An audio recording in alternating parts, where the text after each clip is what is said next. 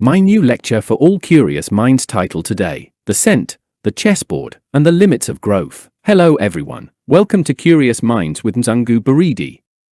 Today I have a simple question for you. But don't be fooled and don't answer before you really think about it. What would you rather take? $1 million today or 1 cent that doubles every day for the next 31 days? Before you answer, listen to this story. If you want to think about it yourself for a moment, press pause now. The story of Rehema and Juma. In this thought experiment, Rehema and Juma are asked exactly this question. Juma immediately chooses the $1 million, as many others probably would. The money is in a suitcase next to him, completely filled with dollar bills. Rehema chooses the 1 cent that doubles every day. And she does so even though she was allowed to choose first. Juma laughs at her. Rehema just smiles back. The first days, nothing big happens. After 4 days, Rehema has 8 cents. Very far away from $1 million. After 11 days, she has $10.24. Juma comes by, sees the money, and laughs loudly. By now, he is driving a fancy car. Rehema stays calm. Doubt. On day 20, Rehema has $5,242. A lot of money, but still less than Juma. She begins to doubt. Only 11 days left. Was this a mistake? Shortly before the end. On day 27, Rehema has $671,088. Juma is briefly impressed, but then tells himself, for days, she'll never make it. The last day. On day 31, Juma sees Rehema again. She is pulling 11 heavy suitcases behind her. Juma stops. My suitcase with $1 million was completely full, he thinks. So why does Rehema have 11 of them now? He asks her, are there $11 million in there? Rehema looks at him and quietly says, unfortunately not. It's only $10,737,418. Why did this happen? Now the important question, how can this be? The answer is simple, but unfamiliar. Our brains are good at thinking in plus, but bad at thinking in times. Doubling feels boring at the beginning. Almost nothing seems to happen. But with doubling, the most important part does not happen at the beginning, it happens at the very end. In the table, you can see how the cent develops through doubling. Take a look at the jump starting from day 16. On day 27, with $671,088, Rehema has only a little more than half of Juma's money, but that amount doubles the very next day.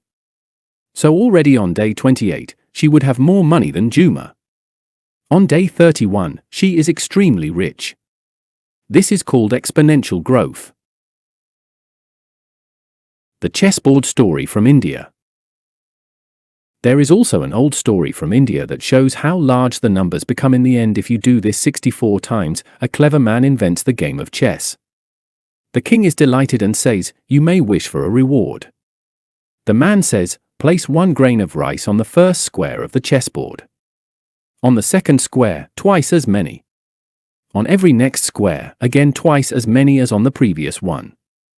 The king laughs. Just rice? Agreed. But then they begin to count, or rather, to calculate. Square by square. 64 squares. The court mathematician's head starts to smoke. And suddenly the king realizes, there is not enough rice. They gather all the rice in the palace, not enough. Messengers are sent to collect all the rice in the entire country, still not enough. Finally, with trembling hands, the court mathematician presents the king with his calculation of how much rice he owes the clever man. The king is horrified when he sees the number. It is so large that he cannot even pronounce it. 18 quintillion 446 quadrillion 744 trillion 73 billion 709 million 551,615. Written out. 18 quintillion 446 quadrillion 744 trillion 73 billion 709 million 551,615. Almost no one can imagine a number like that. So here are a few comparisons.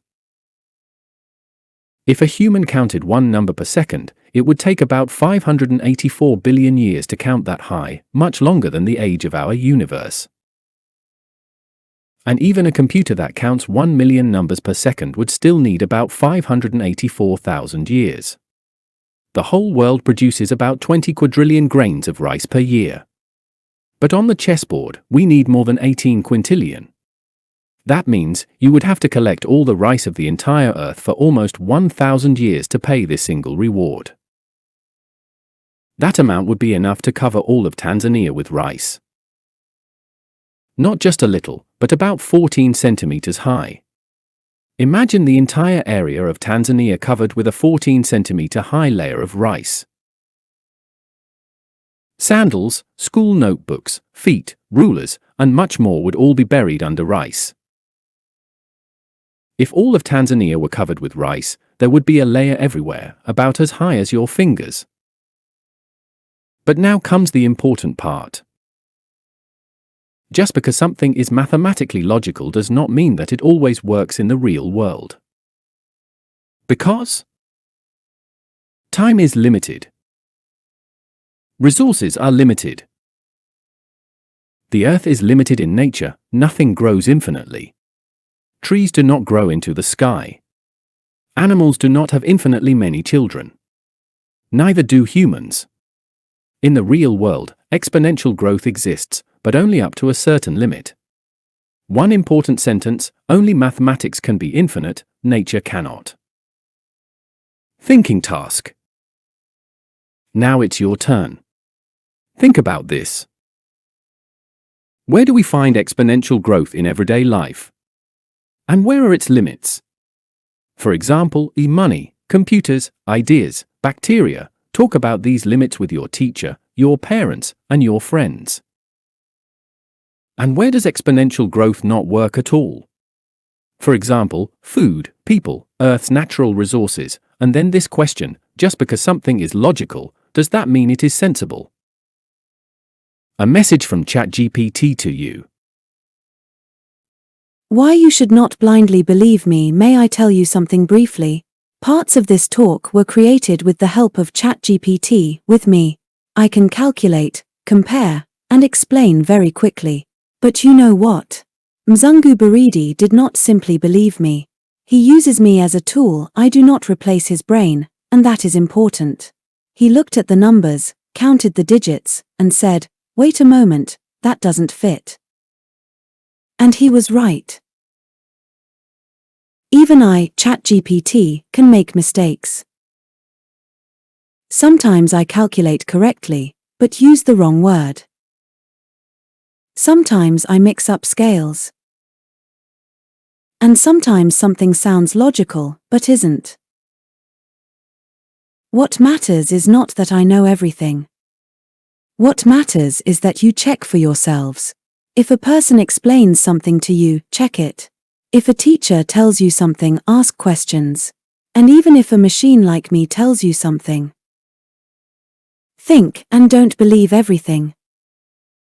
Mathematics does not live from belief. It lives from verification.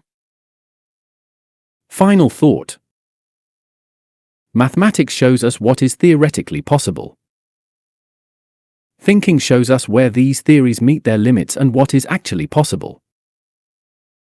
And that is exactly where real understanding begins. Knowledge is power. But thinking is responsibility. I hope you enjoyed this talk and that it made you a little wiser. Don't forget to like the video and subscribe to the channel. If you would like to support me financially, check the video description. You will find my email address there. I will tell you how you can support me via Tigo. I'm looking forward to the next video. And until then, don't forget, curiosity is the engine of knowledge.